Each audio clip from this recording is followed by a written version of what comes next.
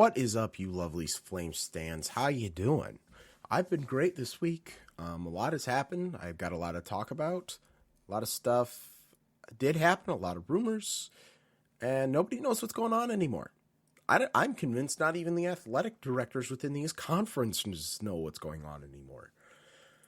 It's crazy. So what's been happening? Well, remember last week when I told you that the Big Ten is probably going to pursue Washington and Oregon next? Well, or was it Washington and Oregon? Let me check my old notes. I think it was Washington and Oregon were actually approaching.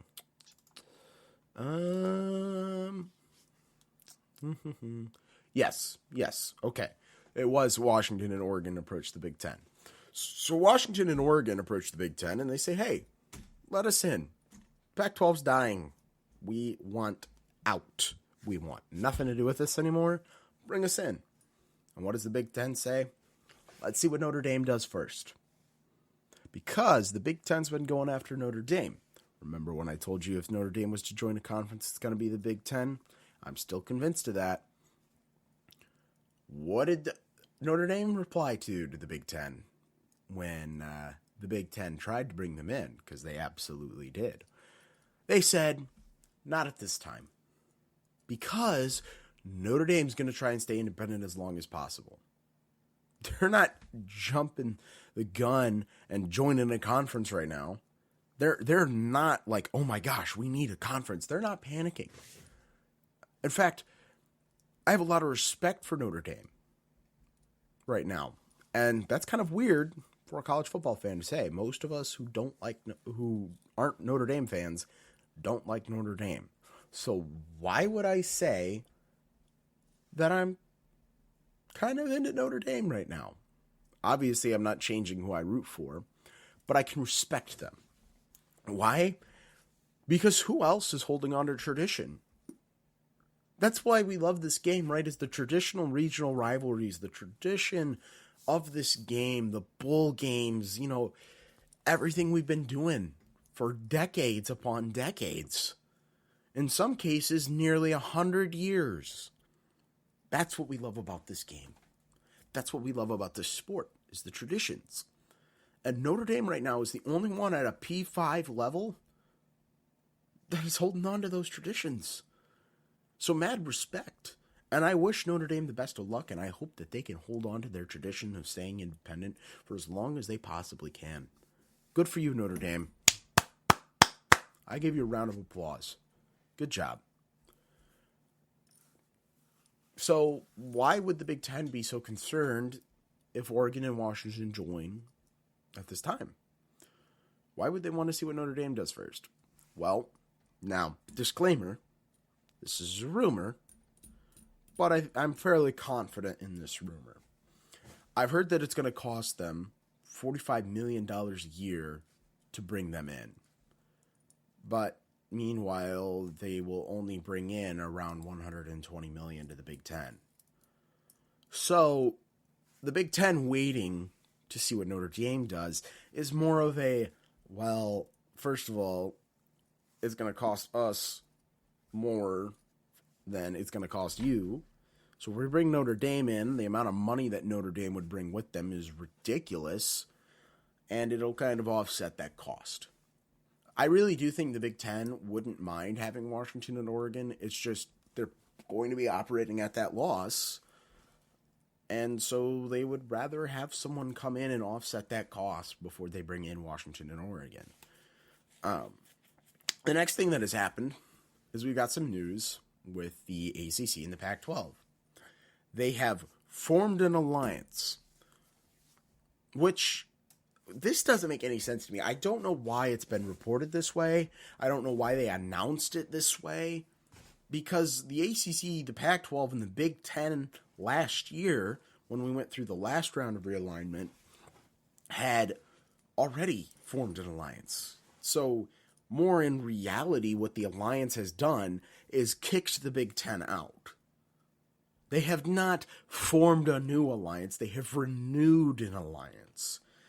So I don't understand why it's been reported this way. Has everyone just forgotten Do we not want to say, hey, Big Ten kind of stabbed the Pac-12 in the back? Do we just want to kind of shove that under the rug? Which, I don't blame the Big Ten. That was a smart move. That was the best move in conference realignment whenever we've had this craziness in a long time. Good for them.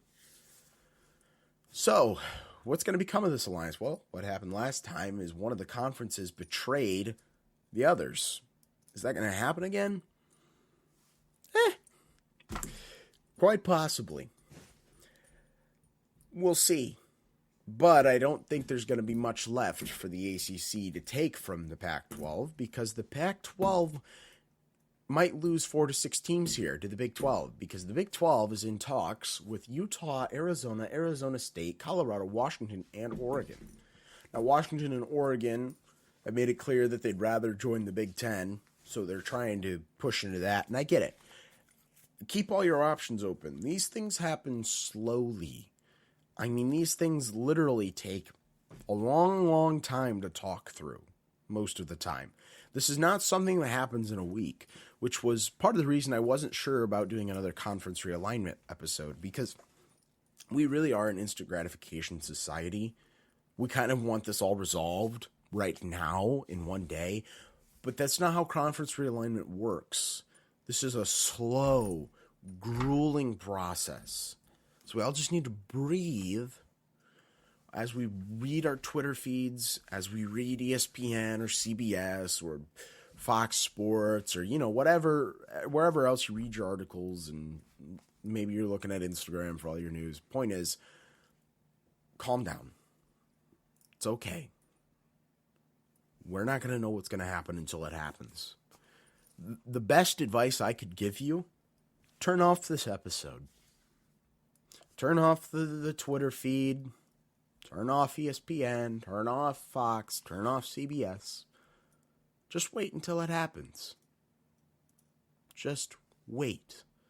Calm down and wait till it happens. But you're not going to do that. You're going to keep listening and you're going to keep watching your Twitter feed because that's what I'm going to do. So I know that you guys are going to do it too. Point is, if the Pac-12 loses these teams, they're definitely dead. I think they're already dead. I think the Pac-12 it's only a matter of time. But if they lose those 4 to 6 teams, they are royally screwed. Who'd be left? Cal, Stanford.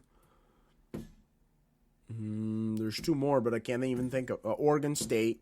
No. They're Pac, aren't they? Or, not Pac, big. I don't remember. Washington State for sure. What's that 4th one? I don't know. Point is, they got nothing left. They'd be done. Finished. And that's not a conference anymore. So, Pac-12, you're done. Just accept the defeat. Allow these teams to go to the Big 12, which they have to. They don't really have a choice. But how could this happen to the Pac-12? Seriously, I wasn't going to talk about this, but it's so sad. I remember when I was a little younger, Pac-12 was elite. If you have the NCAA games, if you're, and you've got 13, when you load up a dynasty, the Pac-12 is the most prestigious prestigious conference on that game. It's considered the most prestigious. How far the Pac-12 has fallen. Ever since the playoff era has happened, they have been just crap. And it's so sad. And I think the problem is fundamentally is that they're on the West Coast. 3/4 of this nation does not live on the West Coast. The most eyeballs you get are on the East, at least in terms of television. And because of that, when you have Pac-12 After Dark, nobody on the East is tuning in. You'd have to be pretty hardcore to tune in. You'd have to be hardcore enough that you're already turning into MAC games on Wednesdays, and nobody's doing that. So, the Pac-12, what everyone used to think was their advantage, the fact that they're all the way on the West and who's going to want to travel that far, that's become their disadvantage. Always remember that. Your greatest strength can become your greatest weakness in the right circumstances. This is why the Pac-12 is dissolving. They couldn't get the eyeballs and the TV deal to compete. So obviously these bigger names within that conference are going to want to skedaddle and get more money. Because at the end of the day, as much as we want to pretend that this game is about tradition and this game is about regional rivalries, it's not. It's about money. All sports are. It's always about the money. At least above the high school level, once you get to college and above, it's all about the green. It's all anybody cares about. So, they're going to violate tradition. And because you couldn't get eyeballs, no more tradition. And you know what I'm really sad about? As somebody who grew up in the Midwest, as somebody who, until I became a Liberty fan in 2014, I'm going to miss the Rose Bowl. Sure, it might still be around, but it's not the same Rose Bowl. That was why I didn't like the playoffs. It destroyed the Rose Bowl. And I like the Rose Bowl. I still do. But with no Pac-12, it's not the Rose Bowl anymore. I miss tuning in and watching USC and Ohio State play at the end of the year. The Rose Bowl was freaking awesome. But now there's not going to be a Rose Bowl anymore. At least it's not going to be the same. But enough about that. So what's going on in the ACC? Remember how I posted that the ACC needs to expand or it's going to die? Well, they're going to die. Because I've heard very strong rumors that the SEC is trying to help Clemson and FSU get out of that deal. That magical grant of rights. Because Clemson and FSU and others are being held hostage by something called the grant of rights. Now, you may have heard about this, but you're like, what is this? What is the grant of rights? Well, essentially, every team in the ACC signed this, I believe it was last year, to protect the ACC. But now all these teams want out, at least supposedly, and I would venture to guess, yes, they do want out. And now they can't get out until 2036. Because the grant of rights makes it whatever TV revenue they bring in during the time until the grant of rights is up, they have to give that to the ACC regardless of where they're at. You really think that these schools are going to say, yeah, let's not make any money for 14 years? No. No way. They're not going to do that. So they're staying put. But I have heard that if they add teams, they have to renegotiate that grant of rights. Which means that if the ACC expands, they're dead. But if they don't expand, they're dead. They would just have to bring in somebody, 2 teams, obviously, to keep the numbers even so amazing that it keeps the conference together. And that they could negotiate a better TV contract and get on competitive footing with the other 3 conferences. Do I think they can do it? Maybe. Who would they add, though? West Virginia? Not Notre Dame, like I've told you. I'm telling you, Notre Dame isn't going anywhere but the Big Ten when they finally join a conference. They're going to go to the Big Ten. That is my take. I'm going to stick to that one, and nobody can convince me otherwise, even if I hear reports that there's talks that the ACC is trying to add Notre Dame. Or even if I hear stuff that Notre Dame's trying to join the ACC, I'm not going to believe it till it happens.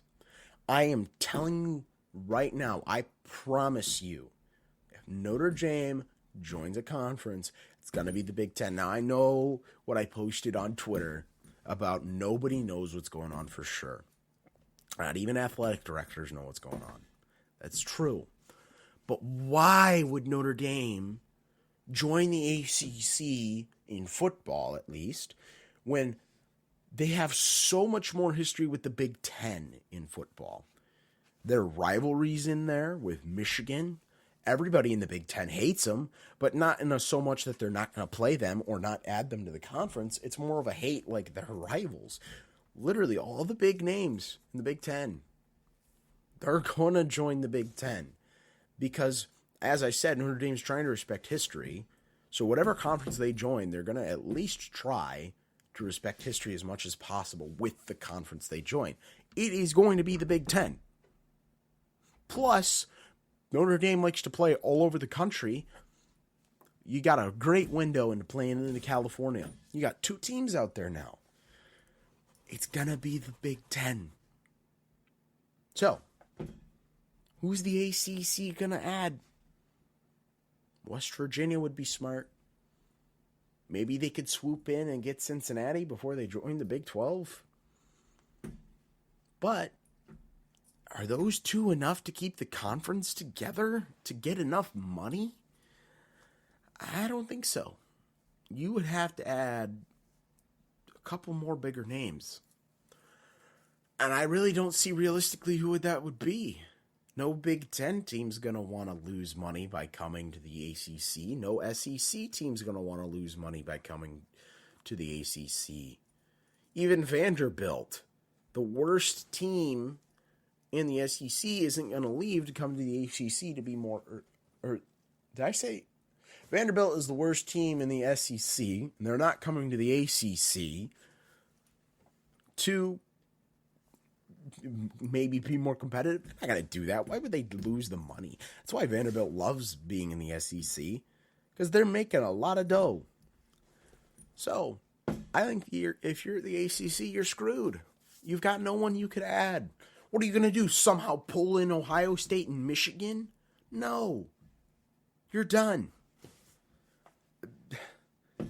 Just wait until 2036, then die, go peacefully.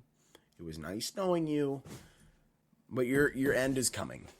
And the 3 conferences in the power level are going to be the Big 12, the Big 10, and the SEC, period.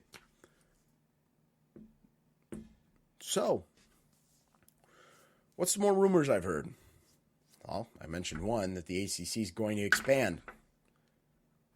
They're dumb to. They're dumb not to.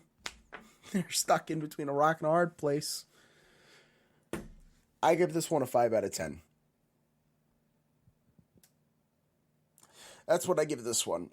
I think they should, but I also think they shouldn't. If they're going to expand, it has to be someone big. I don't know how they'd pull it off, but they've got to add someone big. Supposedly they want to expand by 4 teams by 25. Yeah. 4 teams? Okay, but who are those 4? You gobbling up some Pac teams? I don't think you are. I really think those schools will join the Big 12. You're going to gobble up MAC teams? That'd be funny. I'd be here for it. You're going to die. You're not gobbling up Big 10 teams, as I established, or SEC teams. Who are you getting? The Big East? Oh, wait. Big East doesn't exist anymore. I'm looking at you, Syracuse.